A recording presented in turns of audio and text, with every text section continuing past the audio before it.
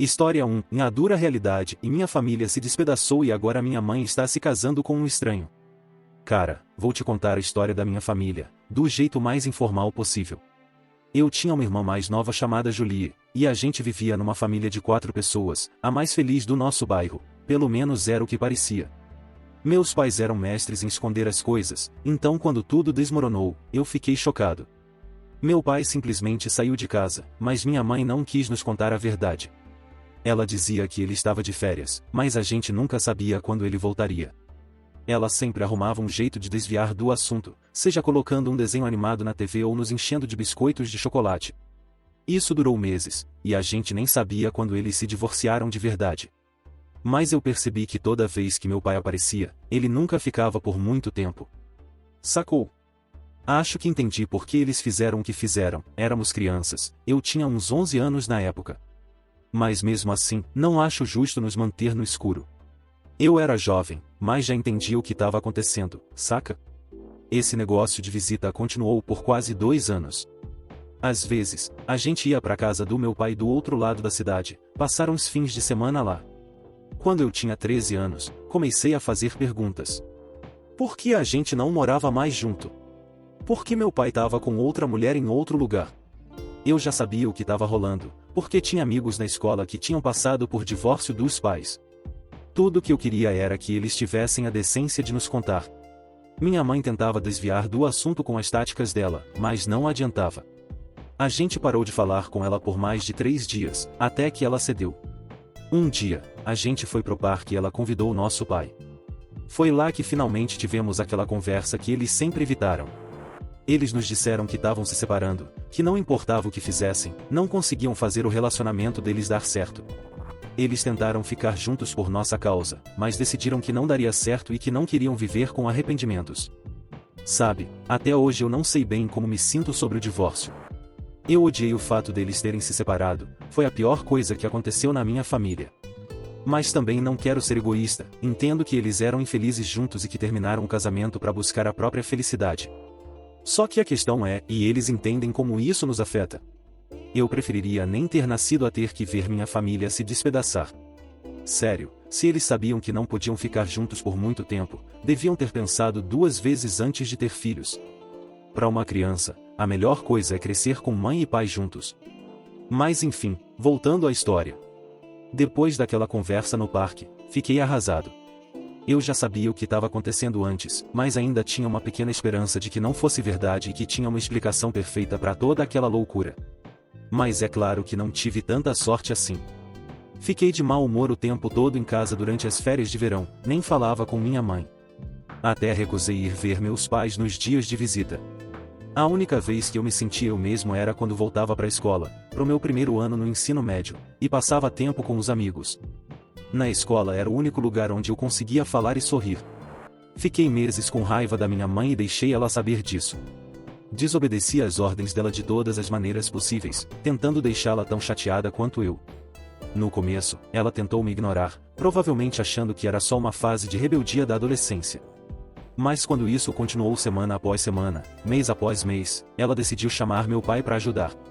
E isso também não ajudou, porque eu também estava chateado com ele. No fim das contas, eles decidiram buscar ajuda externa e me colocaram em terapia, toda semana. Eu nunca acreditei muito nessa coisa de terapia, então não ligava muito para isso. Às vezes, nem falava durante o tempo que ficava com o terapeuta. Eu era rebelde, todo mundo sabia disso. Até na escola, eu pegava no pé de alguns professores e me metia em várias confusões. Ficava de castigo pelo menos 3 vezes por semana durante a maior parte do meu primeiro ano. No final do ano, a escola contratou um professor substituto de inglês. O professor titular tinha sofrido um acidente de carro e estava de licença pelo resto do período. O substituto era um cara jovem, parecia mais velho que eu, mas acabado de sair da faculdade ou coisa assim. No primeiro dia de aula dele, ele percebeu que tinha algo acontecendo comigo. Ele tentou me fazer falar, mas eu nem prestei atenção. Depois de um tempo, ele desistiu e me deixou quieto, mas quando a aula acabou, ele me chamou para conversar. Fiquei surpreso que, mesmo com meu comportamento na aula dele, ele não me deu bronca. Fiquei curioso para saber o que ele queria me dizer, então esperei. Ele me perguntou o que estava errado, mas eu não falei nada. Só que ele não acreditou em mim. Ele não insistiu, só disse que não importava o que eu estava passando, as coisas iam melhorar e que era melhor eu tentar me concentrar nas aulas para não perder o bonde. O cara foi surpreendentemente legal comigo, e eu fiquei grato. No próximo dia de aula, eu comecei a responder direitinho e prestar atenção. Eu era um aluno esperto quando me esforçava, e ele logo percebeu isso. A gente meio que virou amigos. Ele costumava me recomendar livros para ler, e eu fazia relatórios sobre os livros e dava uma opinião sobre eles. Parece dever de casa, eu sei, mas vindo de alguém que você considera um amigo, não olha assim. Um dia, depois da aula, do nada, ele me perguntou se estava tudo bem em casa. Meu primeiro instinto foi dizer sim, claro, está tudo ótimo, mas assim que abri minha boca para falar, as palavras não saíram. Ele perguntou se eu queria falar sobre isso, e eu contei a ele sobre o divórcio, e como isso me fez sentir. Ele me ouviu desabafar por 10 minutos inteiros, sem me interromper ou qualquer sinal de arrependimento no rosto dele. Eu sei que me arrependeria se perguntasse a alguém se ela estava bem e a pessoa continuasse um longo discurso de 10 minutos. Quando finalmente terminei, ele perguntou se eu estava vendo um terapeuta. Eu disse que estava, mas não estava ajudando. Ele ficou em silêncio por um momento, antes de me dizer que eu precisava me abrir mais, e eu deveria tentar falar, na verdade, falar com meu terapeuta. Eu disse claro. No sábado seguinte, decidi seguir seu conselho. Eu finalmente me abri, para a maior surpresa do meu terapeuta. Conversamos longamente, e eu fiquei com ela além do meu tempo, mas ela não parecia mente. Nas sessões seguintes, ela me ajudou a entender e perdoar meus pais, e logo estava pronto para começar a falar com eles novamente. Achei que o pior já havia passado e estávamos prontos para começar a atingir alguma forma de normalidade, mas isso não estava acontecendo. O pior estava por vir. Um sábado à noite, depois de um passeio de bicicleta com Julie. Voltamos para casa e vimos mamãe conversando com um estranho na sala. Não pensei em nada a princípio. Ela apresentou o homem como seu amigo, Luke. Luke foi todo amigável comigo e com Julie. Amigável demais, devo dizer. Ele perguntou sobre a escola e tudo, e eu comecei a desconfiar que isso. A pessoa de Luke não era apenas o amigo que minha mãe estava tentando vendê-lo. Mas eu não mencionei nada no começo. Mamãe pediu a Luke que ficasse para jantar, o que ele fez. Luke fez piadas durante todo o jantar e, pela primeira vez, a mãe não o repreendeu por conversando tanto na mesa de jantar. Quando o pai ainda estava aqui, ela fazia questão de sempre repreendê-lo quando ele começava falando sobre trabalho e outras coisas, ou apenas falando em geral. Mas com Luke, ela não estava apenas ouvindo com um olhar de admiração em seus olhos, ela estava rindo muito e passando as mãos pelos ombros e braços de uma maneira estranha. A certa altura, não consegui mais conter minha curiosidade. Perguntei como eles se conheceram e por que eram tão próximos. Mamãe ignorou minha pergunta e mudou de assunto. Eu não pressionei mais depois desse tempo. Eu poderia dizer que eles não estavam prontos para dizer nada, e mesmo que isso me consumisse por dentro, decidi ficar de boca fechada. Decidi que quando eles estivessem prontos para dizer algo, eles o fariam. Parte de mim sabia que eles não eram apenas amigos como diziam, e eram algo mais, mas assim como o incidente do divórcio, eu não queria acreditar. Luke começou a vir com frequência e, eventualmente, eles decidiram nos dizer que eram mais que amigos. Eu estava tão chateado. Porque eles poderiam ter dito algo no começo, e o segundo porque isso significa que não há chance de meus pais ficarem juntos. Quer dizer, papai já tinha uma namorada morando com ele, mas como mamãe ainda era solteira, eu esperava que houvesse uma chance de que ambos caíssem em si e conseguissem juntos novamente. Depois de apresentar Luke formalmente como seu namorado, ele começou a ficar em nossa casa com mais frequência. Ele estava sempre por perto e praticamente morando lá. Uma das primeiras coisas que notei sobre Luke foi que ele era um total desleixado. Ele deixou recipientes para a viagem e copos descartáveis na sala de jantar e na sala de estar e nunca limpou depois de si mesmo. Ele não cortava grama nem tirava o lixo como meu pai costumava fazer. Não como eu queria que ele fizesse, nem nada. Eu estava bem fazendo isso sozinho, mas fiquei desapontado com mamãe. Pelo menos se você vai deixar o pai por outra pessoa, vá por alguém pelo menos remotamente melhor que ele. Quando relatei esse problema para a mamãe, ela conversou com ele, mas ele não mudou. Em vez disso, ele começou a se comportar de maneira estranha comigo, e pude experimentar o quão mesquinho ele realmente é. Acho que mamãe mencionou que fui eu quem reclamou dele. Depois desse tempo, ele começou a fazer e dizer coisas para me prejudicar. Uma vez ele entrou no meu quarto e começou a reclamar de como estava desarrumado. Eu tinha literalmente acabado de acordar e ia limpá-lo antes mesmo que ele dissesse qualquer coisa. Ele me deixou tão irritado e eu respondi. Eu disse que pelo menos não era um desleixado como ele, o que provavelmente era o que ele queria que eu fizesse. O tempo todo. Mamãe ouviu e me deixou de castigo o fim de semana inteiro. Inicialmente, eu queria ir a uma loja de fliperama com meus amigos, mas não pude mais. Isso não foi o fim de tudo. Toda vez que eu reclamava de qualquer coisa que ele fazia depois disso, mamãe não fazia nada sobre isso, porque para ela, eu tinha algum tipo de vingança pessoal contra ele. Ela não me levava mais a sério e só ouvia. A certa altura, eu queria ir morar com meu pai, mas achei que a casa dele seria bonita muito mesmo. Ele também tem alguém e eu também não gostei muito dela. Ela tem uma risada esquisita e estridente e sempre me chamou de querida, o que eu achei desgosto.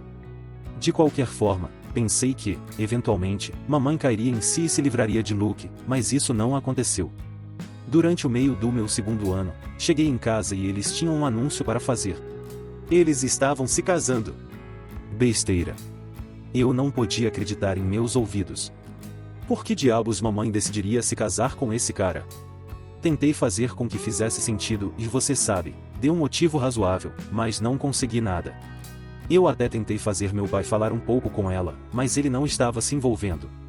Ele me disse que mamãe gostava de Luke, e se ela queria se casar com ele, eu tinha que respeitá-la. Decisão. Não havia nada que eu pudesse fazer, e ninguém a quem recorrer para me ajudar a colocar algum juízo nela. Nesse período, Luke só piorou. Ele me culpava por cada coisa que dava errado na casa, e o problema era que ele aperfeiçoou a arte de culpar e irritar as pessoas, mantendo a calma. Minha fraqueza era o fato de não conseguir manter a calma como ele, o que me fazia perder cada discussão que já tivemos. Eventualmente, eu sabia que não havia nada que eu pudesse fazer para impedir que o casamento acontecesse. Mas havia uma coisa que eu poderia fazer para mostrar a eles como eu era contra o casamento. Na noite de núpcias, depois que todos dormiram esperando o dia seguinte, saí do meu quarto com uma tesoura brilhante. Fui até o quarto deles e escolhi seu terno de casamento, que tive que passar várias vezes até ficar satisfeito. Cortei o paletó, a camisa e a calça até ficar irreconhecível. Eu também revirei o resto de sua coleção de ternos para que ele não tivesse nada para vestir no dia seguinte. Eles não perceberam até que estivessem prontos para ir à igreja para o casamento. Luke gritou como uma garotinha e, quando me acusou, não me preocupei em negar. Eu estava de castigo novamente, mas desta vez até eu sair do segundo ano. Mas valeu a pena. Luke não conseguiu encontrar um terno que lhe servisse e acabou tendo que usar um tamanho menor terno que ele pegou emprestado de seu amigo para o casamento, pois eles não podiam adiá-lo. De novo, valeu muito a pena, vê-lo no altar com um terno mais curto que o dele braços e pernas. Depois desse tempo, resolvi ficar com meu pai. Pelo menos a namorada dele era legal. História 2, Traição e Decepção, quando o melhor amigo se torna o pior inimigo amoroso. Cara, eu juro que nunca passou pela minha cabeça que meu melhor amigo pudesse tentar tirar minha namorada de mim. Eu nem conseguia acreditar quando me contaram, mesmo com tudo isso acontecendo bem na minha frente. É difícil aceitar que meu amigo poderia me fazer uma sacanagem dessas. Eu confiava na minha namorada, apesar de já ter sido traído antes dela. Eu já tinha aprendido, desde jovem, que parceiros românticos podiam trair. Quero dizer, eu também já traí antes, não ela em particular.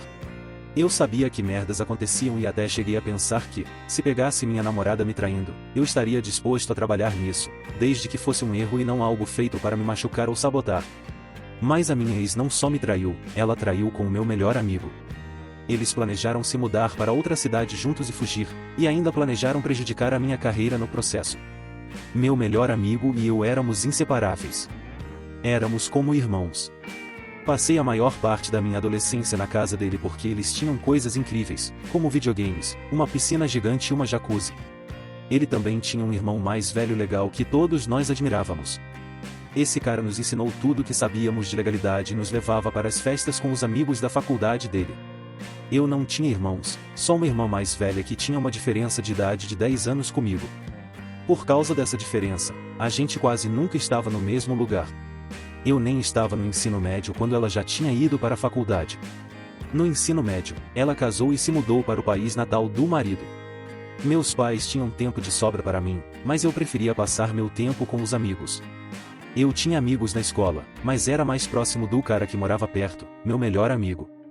Ele frequentava uma escola particular da região, mas preferia ficar comigo do que com os amigos da escola dele. Ficamos muito próximos, e mesmo depois da faculdade, continuamos amigos e decidimos morar juntos na cidade. Ele morava no apartamento ao lado do meu e começamos um negócio juntos.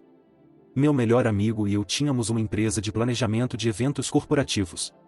Nós nos dedicávamos a construir o negócio e estabelecer uma boa relação com grandes clientes. Eu achava que estávamos felizes, mas durante todo esse tempo ele queria minha namorada. Conheci minha namorada na faculdade, onde ela se formou em literatura e tinha o sonho de se tornar uma escritora famosa.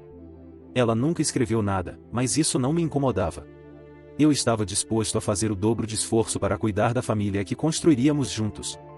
Eu sabia que ela seria uma ótima esposa e mãe, era doce, hospitaleira e uma cozinheira fantástica, entre outras coisas. Minha mãe a adorava, meu pai também, mas minha irmã não. Sempre achei que minha irmã não gostava dela porque não teve tempo suficiente para conhecê-la e apreciá-la. Além disso, minha namorada era meio hippie, sempre falando de coisas esquisitas como energia e essas coisas. Quando percebi que minha irmã não estava sendo amigável com a minha namorada, confrontei-a, fiquei chateado porque minha irmã tinha se casado com um estranho de outro país e se mudado para lá com ele. Ninguém ficou bravo com isso, mas ela estava agindo friamente com a minha namorada perfeitamente normal. A energia dela não está certa, disse minha irmã. Mas ei, você a ama, então não vou me intrometer. Revirei os olhos para ela. Ah, relaxa. Isso não vai acontecer. Agora eu entendo por que minha irmã achava que a energia não estava certa. Minha namorada e meu melhor amigo estavam dormindo juntos apenas 3 meses depois de começarmos a namorar. Eles tinham um relacionamento totalmente diferente. Isso explicava por que minha namorada ficava tão chateada com o comportamento galinha dele. Um dia, ela não parava de reclamar sobre como os homens que não conseguem se controlar a irritavam. Você tá fazendo um drama gigante com isso. E eu perguntei, e por que você se importa tanto? Bem, não é justo com todas aquelas garotas, ela respondeu. Como assim? Logo, essas garotas sabem que ele não quer nada sério, às vezes ele até diz pra elas que não quer namorar, mas mesmo assim elas continuam. Isso não significa que elas estejam bem com isso. Bem, as que não estão costumam ir embora. Eu era tão ingênuo. Eu achava que a razão pela qual ela ficava tão chateada era porque ela suspeitava que eu pudesse estar fazendo o mesmo. Você tá preocupada que, como somos amigos, o estilo de vida dele vai me influenciar? Ela respondeu meio relutante, bem, sim. Isso não vai acontecer, querida. Somos amigos, mas temos estilos de vida e visões de mundo diferentes quando se trata de amor e relacionamentos. Não precisa se preocupar tanto. Entendi, disse ela lentamente e desviou o olhar. Bem, descobri que ela estava com ciúmes das mulheres que ele trazia para casa. Meu melhor amigo nunca teve uma namorada séria durante e depois da faculdade. Ele teve uma no ensino médio, uma garota muito bonita cuja mãe era atriz. Eu nunca a conheci de verdade, embora ela tenha saído conosco muitas vezes, ela era muito quieta e tímida. Se ela não fosse tão bonita, ninguém a notaria em uma sala. Eles namoraram até os dois irem para a faculdade e resolveram terminar para irem para a faculdade livre de qualquer tipo de ônus. Na faculdade, meu melhor amigo fazia sexo oral e garotas que não eram namoradas dele, mas eles fizeram coisas de relacionamento juntos. Isso funcionou para ele desde que ele conseguia todo o açúcar sem ter que se comprometer, mas eu nunca fui esse tipo de cara. Eu tive uma namorada no ensino médio, nós terminamos no último ano e comecei a namorar minha namorada na faculdade como um calouro. Enquanto levávamos vidas separadas e eu respeitava sua falta de interesse em um romance sério relacionamento, eu meio que o entendi. Ele ficou muito cansado depois que seus pais tiveram um divórcio terrivelmente traumático. Sua mãe traiu seu pai descontou nele e em seus irmãos. Sua mãe saiu com seu amante e prestou pouca atenção a eles, a experiência marcada ele duvido que ele tenha superado isso. Mesmo quando descobri depois de muito tempo que ele e minha namorada tinham um relacionamento sério, eu ainda inventava desculpas para ele e dizia a mim mesma que tudo o que ele fazia era porque ele era ainda lidando com a dor de sua mãe deixando-os. Eu descobri sobre o relacionamento deles por meio de um amigo em comum e parceiro de negócios de nosso. O cara era um pouco mais velho que meu melhor amigo e eu conheci no trabalho, mas logo desenvolveu uma relação pessoal entre si. Saímos todos para beber juntos e às vezes ele nos convidava para almoçar com sua mãe ou jantar, sua esposa era chefe, então ela fazia ótimas refeições. Meu melhor amigo e o outro cara foram juntos a clubes de striptease e acho que em algum momento, ele estava tendo um caso e meu melhor amigo sabia disso. Eles nunca me disseram, porém, eu apenas os encontrava conversando às vezes, mas nunca me incomodei que eles escondessem de mim porque eu sabia por que eles faziam isso. Não era a primeira vez que os caras escondiam coisas como usar drogas ou me trair. Eles provavelmente pensaram que eu seria crítico e talvez eu fosse. Voltando a como descobri, esse amigo em comum me ligou à tarde para perguntar se eu estava em casa. Naquele dia, acordei muito chateado porque minha namorada ignorou as mensagens que mandei para ela naquela noite antes. Eu tinha notado que ela estava muito irritada o mês inteiro antes e ela nunca estava disposta a falar sobre o que estava acontecendo. Mais uma vez, fui tão ignorante que pensei que ela só estava chateada porque queria que eu a pedisse em casamento. Sua irmã mais nova havia se casado e ela estava muito chateada com o fato de sua irmã ter se casado antes dela. Ela mal é adulta, disse muitas vezes antes do casamento.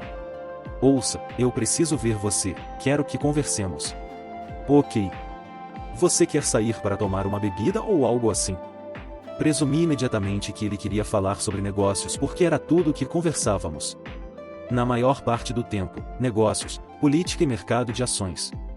Prefiro ir até a sua, se estiver tudo bem, disse ele. Eu pensei que era um pouco estranho.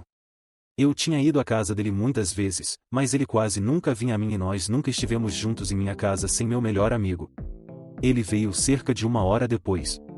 Normalmente, ele era um homem amigável, muito jovial e loquaz, sua expressão parecia muito diferente do que parecia quando ele veio. Ele estava com uma expressão grave e parecia ansioso. Está tudo bem? Eu perguntei assim que o vi. Talvez precisemos nos sentar para esta, disse ele. Ele então me contou sobre minha namorada e melhor amiga. Ele me contou há quanto tempo eles estavam juntos e como minha namorada estava tentando convencê-lo meu amigo para fugir com ela, mudar nossos negócios para outro estado e levar nossos clientes com ele. Eu sei sobre isso há um tempo e sinto muito por esconder isso de você, mas eu mudei de ideia quando percebi que ele estava pensando seriamente nisso. Não pensei que ele consideraria fazer isso. Não entendi do que ele estava falando, por alguns minutos me perguntei se ele estava ficando louco. Demorou e ele repetiu para eu entender e absorver o que ele havia dito. Mesmo depois que ele me contou, eu estava com muito medo de confrontar meu amigo, apenas continuei como tudo estava bem. O cara que me deu a notícia estava com medo por mim, ele tentou me fazer falar com alguém mas eu recusei. Ele se sentia tão culpado por tudo que cortou meu melhor amigo e me evitou também. Antes disso ele mencionou para mim que meu amigo se recusou a fazer o que minha namorada havia sugerido e ela estava muito zangada com isso. Acho que ela pensou que seria melhor correr para mim então.